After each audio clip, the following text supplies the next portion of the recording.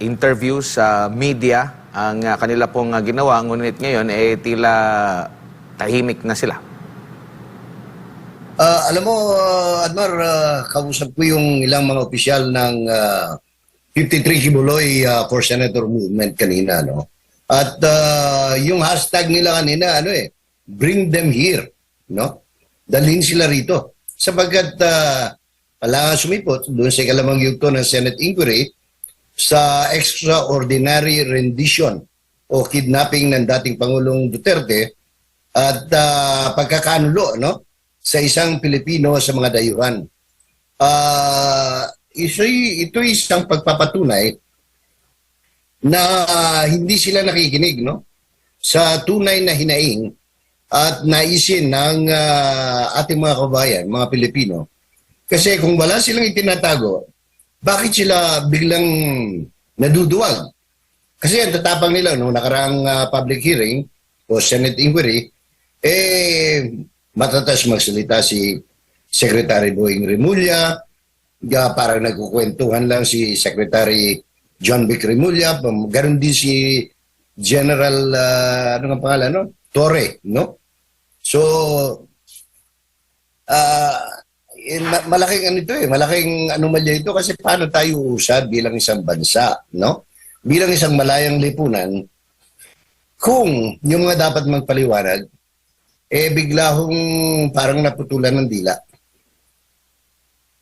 Opo, and dito naman po sa pahayag po ng palasyo, sabi daw ng Pangulo, kaya nilagyan ko ng daw kasi di natin alam kung totoo bang sinabi talaga ni Pangulong Bongbong Marcos yung mga sinasabi ni Undersecretary Claire Castro.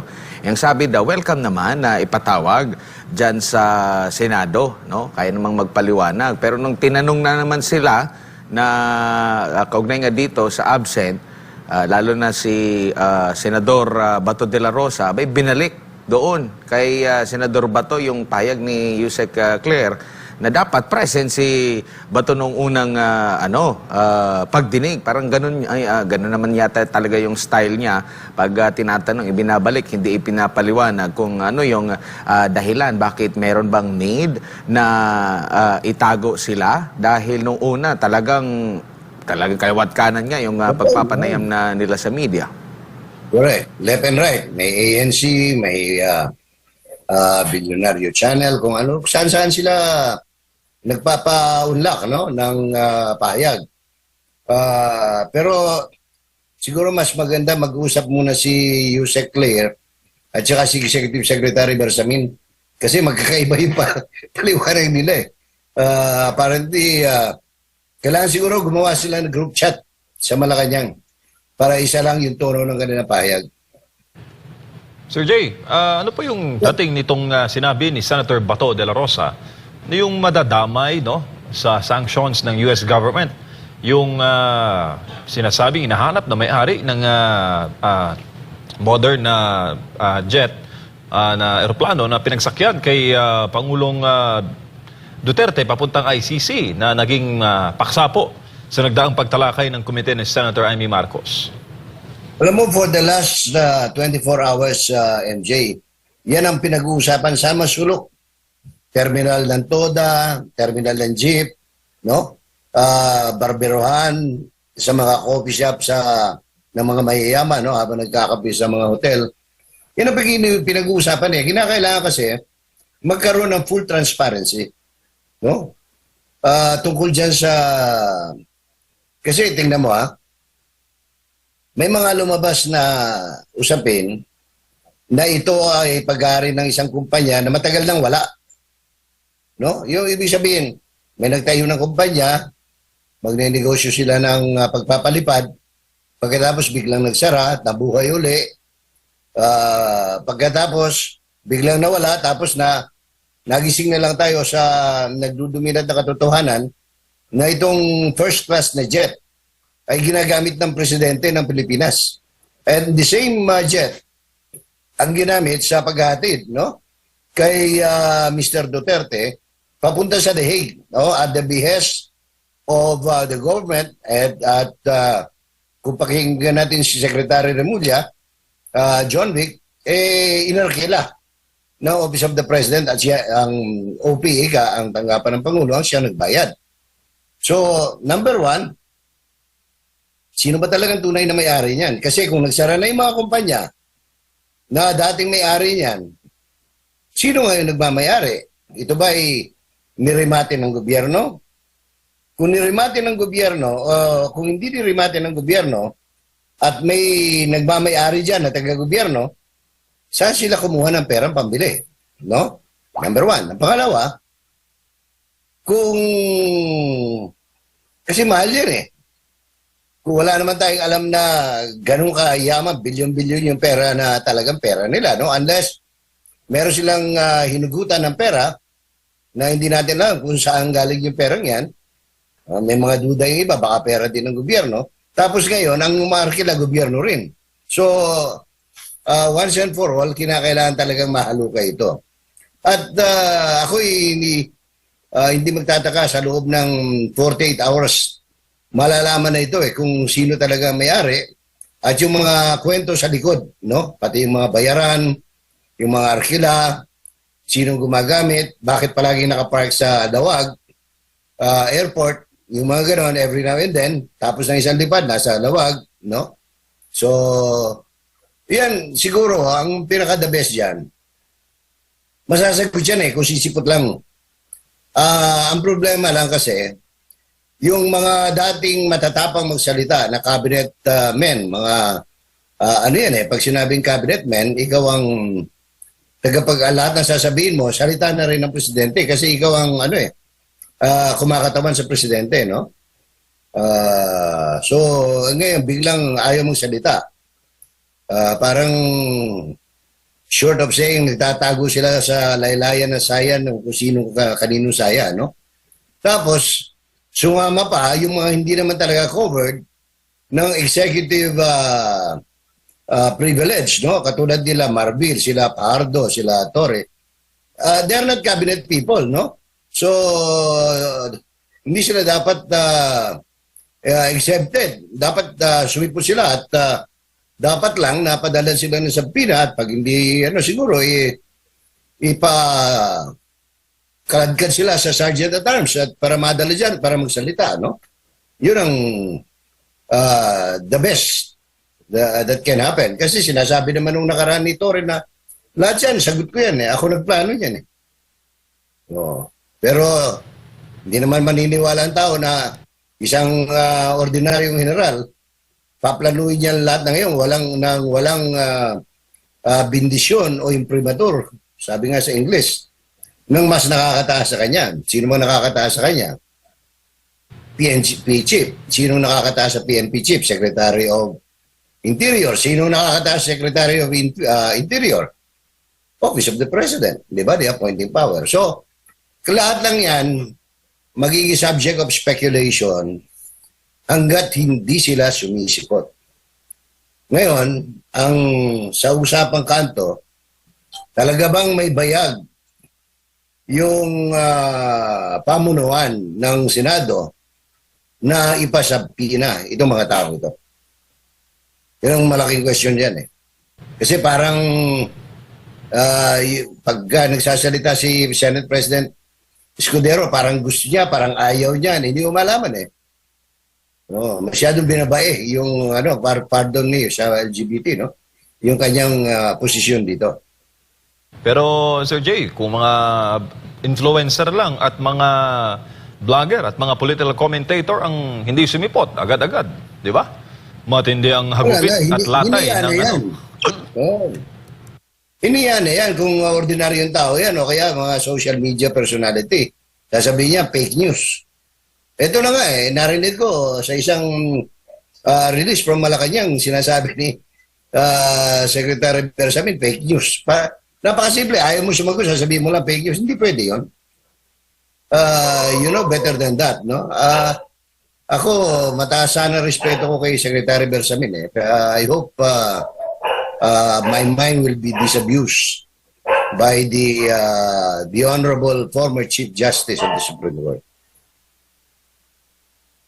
Opo, at dito naman po, speaking of mga communications, pagsasalita po, dito po tayo sa recent na naging pahayag naman po, Sir Jay, dito kay General Browner po, no?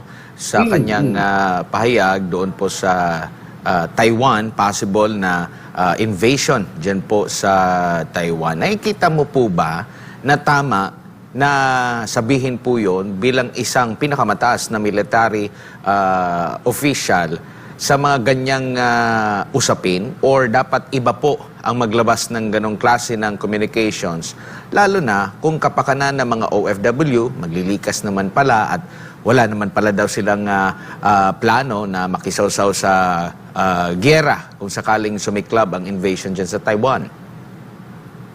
Alam mo, ewan ko kung tama pa rin yung napag-aralan ko sa political science tsaka sa governance, ano?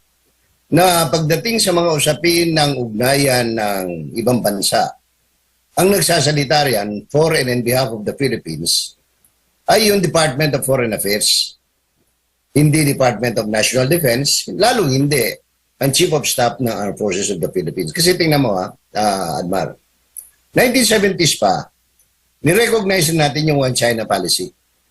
And hindi lang tayo nag-recognize yan. Practically 200 more countries in the world. One China policy. Isa lang. Ngayon, kung may problema sila riyan, internally, hindi tayo dapat nangingialam. Kasi problema ng China yan eh. Kahit na magparunggit ka o magparinig ka, hindi mo dapat ginagawa yon. Because wala sa hulog yun eh. Lalo pa, hindi naman ikaw ang Secretary of Foreign Affairs or Ambassador of the Philippines to China, no? Kasi parang napaka-unbecoming of an officer and gentleman to speak. In the first place, was Bronner authorized by Ferdinand Marcos, the President of the Philippines, to speak on that subject? Because if he was not authorized, then he has no business talking that way. Otherwise, it can be considered as a warmongering, no? Parang nagaganyak na o naghahanap ng sakit ng ulo, makikipagyera ka, no? Kasi una-una, internal problem nila yan. O, pagkatapos mangingialam ka, sasabihin mo, meron kasing 200,000. Totoo yun. Merong mga Pilipino sa Taiwan. Pero problema ng DFA yun, problema ng anong tawag ito, Department of Migrant Workers. Hindi problema yan hindi problema na yan ng NAAFP. Unless humingi na sa Klolo, yung dalawang departamento in terms of repatriating our overseas Filipino workers and migrants in Taiwan, no? But then again, dapat ma-calculated yung move. Kasi kung meron ang hidwaan ganyan, hindi mo pwedeng gamitin yung C-130 na pag-aari ng Armed Forces o ng Department of National Defense because may hidwaan na nga yung dalawa eh. Papasok ka, gagamit ka ng sasakyan ng Armed Forces. Naghahanap ka ng sakit ng ulo. Opo. Sigurado dyan, dapat ang gamitin mo private na commercial plane in repatriation. And we did that. Nung panahon nila, nung nagkaroon ng problema sa Kuwait, nagkaroon ng problema sa Iraq. Hindi tayo, hindi nang himasok ang Armed Forces of the Philippines. It was a full action. On top of that, ang nasa sa taas, yung Department of Foreign Affairs. Kaya siguro makabubuting hindi man hinihingi ng pagkakataon, unsolicited advice kay Romy Browner, no? Yung Chief of Staff ng Armed Forces of the Philippines is medyo magsipir tayo ng bibig, no? And let our experts in foreign relations do the talking, no? And siguro, presidente na mismo, kung magsasalita siya, no? Or kung available pa siya to speak as we go on the air, no? Opo, and may mga recent na mga tension kagaya sa Israel, sa iba pang lugar dyan sa Middle East. Hindi naman po tayo nag-deploy ng ang AFP, hindi naman po pumunta doon para kumuha or kunin yung mga OFWs po natin na nandun sa mga tensyonadong mga lugar. Itong mga recent lang na mga tension po, Sir Jay, bakit May dyan mga talagang... expert dyan eh. Ang dami nating expert dyan. No? Pino, anong bus ang sasakyan, papunta doon sa paliparan, anong airline ang gagamitin, EVA Air ba yan, Cathay Pacific ba yan, no? Yung mga may landing rights doon sa Taiwan, or Philippine Airlines ba, or Cebu Pacific, whichever, no? But never kumbaga sa karagatan dyan, not a blue ship, no? In other words, not an Air Force asset ang gagamitin mo. Opo, meron naman nagsasabi na yun namang pahayag ng Chief of Staff ay hindi naman yun for public consumption, para naman yun sa militar na utos, particularly yung Northern Luzon Command na nakakasaklaw sa hilagang bahagi ng ating bansa. At parang gusto na rin nilang saklawin yung pati yung sa Taiwan na area, na kaya yun ang kanyang ibinigay na utos, intended para sa mga sundalo naman daw. Admar, tanong lang dyan, sino ba naglabas ng balita? Government information, PCO, PIA, PTB4, di ba? IBC 13, ma-assets lahat ng gobyerno eh. Hindi naman nilabas yan ng... Tsaka iba pang mainstream media, silang naglabas eh. Hindi naman tayo naglabas yan. Nung nilabas nila, nilabas na rin natin. Di ba? Opo. And Tapos, Opo. sasabihin nila fake news. Sino ba ngayon sino peddler ng fake news? Kung fake news yan. Oh. Kasi kumbaga parang yung mga repatriation ay hindi naman bago. Kasi kung matatandaan din natin, nagkaroon din ng kaguluhan sa Hong Kong, di po ba? Naalala nyo po. Marami din naman tayong mga doon, mga OFW doon sa lugar na yun. Wala naman ako naalala na talagang nag-deploy din ng mga sundalo para kunin yung mga OFW. Admar sa gobyerno, no? Pero hindi ito ang unang pagkakataon na na-involve ang mga opisyal ng Armed Forces of the Philippines. Kung maalala mo, merong expose noon si Miss Contreras, no? Si Claire, mas kilala sa pangalang Maharlika, na ginamit yung asset ng Armed Forces of the Philippines doon sa pagkidnap ng mga bata sa Turkey, no? Kaya ako nababahala sa ganitong klase, no? Because it doesn't speak well of our government, no? Especially parang sabi ko nga, 'di ba, anong kantsa ko kanina?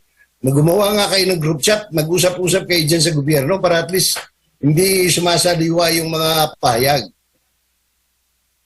Opo, Sir Jay, nabanggit mo na ang pangalan ni Binibining Maharlika. Makakasama na natin ngayon ang political vlogger din na si Binibining Maharlika. Maayong gabi, Maharlika at Marvilando, kasama si MJ at si Manong J. Sonza. Madam, kamusta ka na? Hello. Nako, hindi ako makalakas ng boses kasi nasa tram kami. And I hope maliwanag ako dyan. Opo, MJ, Admar, and Sir J, kumusta po kayo? Mabuti naman. At nandito pa rin po ako sa The Hague, sa the Netherlands.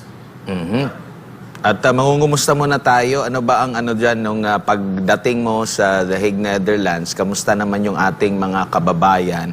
At mga nakakausap mo every now and then, kasi balita ko, hindi lang taga-Netherlands yung mga Pilipinong dyan eh.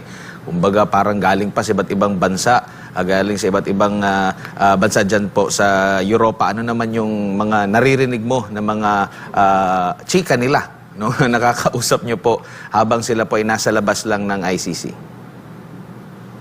Well, sobrang overwhelming yung support kay PRRD at sa ating bansang Pilipinas. Ang mga tao hindi lang galing sa Europa, galing sa Middle East. Meron ako nakausap sa Dubai, New York, America, Japan, and may China actually ako nakausap. So, sobra pong nakakabilib at talagang yung pagmamahal nila sa atin, Pangulong Duterte. At dahil kaya nila sinuportahan ang Pangulong Duterte o lumipad sila papunta dito sa The Hague, sa Netherlands, dahil sa mga natamo ng kanilang pamilya na o naramdaman na pagbabago talaga at pagbaba ng krimen nung panahon ni Pangulong Duterte. More on ganon yung mga common statements or mga testimonial ng ating mga kababayan na wala silang, hindi sila dalawang isip o nag-atubili na lumipad papunta dito to show support sa ating former president at sa ating inang bayan. Bago Yan, lang- nakikita ko yung video, grabe po yan. Like around 6,000 or more people from different places of the world, Filipino and even non-Filipinos. So talagang ramdam mo yung kanilang pag-ibig sa bayan. Hindi po namin ininda yung init dyan. Ang karamihan sa amin dyan na sunburn dahil medyo ang ganda ng panahon nung time na yan. So actually I was very emotional no nung nakita ko yung mga tao na talagang sobra yung kanilang emotion at pagkadismaya sa bangag na Pangulo dahil nga kung titignan mo yung former President Marcos Sr. ay binigyan ng dignidad o ng dissenting burial ni Pangulong Duterte, pero yung kanyang anak na si Marcos Jr. ay talagang napakasakit sa amin, sa atin na mga sumuporta kay Pangulong Duterte. Bigla na lang ikinidnap o talagang nakipagsabuatan sa banyaga. Yun po, hanggang ngayon, yun ang pinag-uusapan namin dito. Every time na pumunta ako sa ICC, ganun kagalit at kasakit ang nararamdaman ng ating mga kababayan from all over the world na pumupunta dito. So, but again, sa kabila ng kalungkutan, nag-celebrate naman kami nung birthday na talagang parang sabi nga ni Vice President Sara, kung mayroong man magandang naidulot itong pag-abduct nila kay Pangulong Duterte, yung nag-gain siya ng more good and bonding relationship sa kanyang kapatid at kay Pangulong Duterte. It's the same thing with us na mga Filipinos all over the world. Ako, I gained friends. Ang dami nag-i-invite sa akin, sa amin na, mag-picnic o kumain sa bahay nila. Actually, may isang kababayan tayo sa I think that sa Zealand, si Hazel na talagang inimbita kami ni Spoke Sari Roque.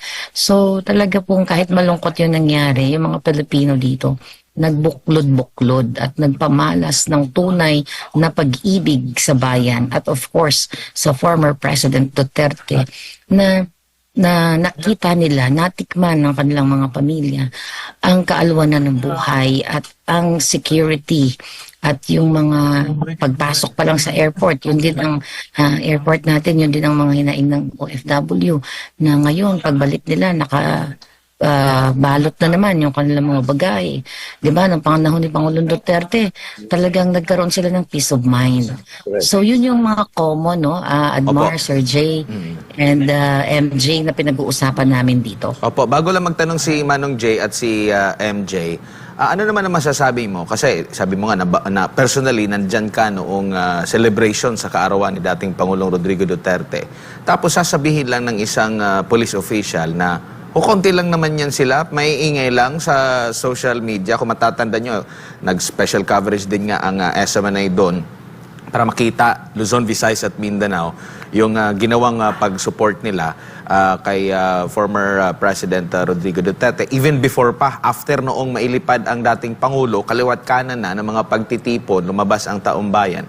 Tapos sasabihin lang na kukunti lang naman yan sila, mainay lang sila sa social media at marami pa ring mga Pilipino di umano ang sumusuporta sa naging hakbang ng gobyerno. Maharlika. I don't know kung sino yung police official na yun, but kung sino man siya po ay isang napakalaking sinungaling dahil hindi po magsisinungaling ang mga live videos. Hindi lang po sa The Hague, sa Canada, Amerika, Middle East, Asia, diba? Sa Japan, halos lahat ng mga Pilipino nagtipon-tipon ang different parts of the world. Actually, ang dami kong invitation, may Belgium invitation ako, may Croatia, mayroong UK na hindi ko napuntahan kasi hindi naman din kadali ganun mag-travel. Yung pagtitipon, milyong Pilipino na pagsama-samahin mo yon iba't ibang bahagi ng bansa. Well, anong expect natin? Talaga namang ang promotor at pasimuno ng kasinungalingan ay ang Marcos Vangag administration. Manong Jay? Actually, gusto ko lang tanong kay Maharlika, ang impression niya, although nabanggit na niya, no? Kasi ako, 6 na taon akong kasama sa Hatid Saya, yung pagdalo sa iba't ibang Filipino community all over the world. Ngayon lang ako nakakita, Claire, na ganong karaming Pilipino na hindi lang galing sa isang lugar, from all over Europe, from all over the world, Yes. na talagang gumastos ng sarili. Yes. I think doon nagkamali yung gobyerno. They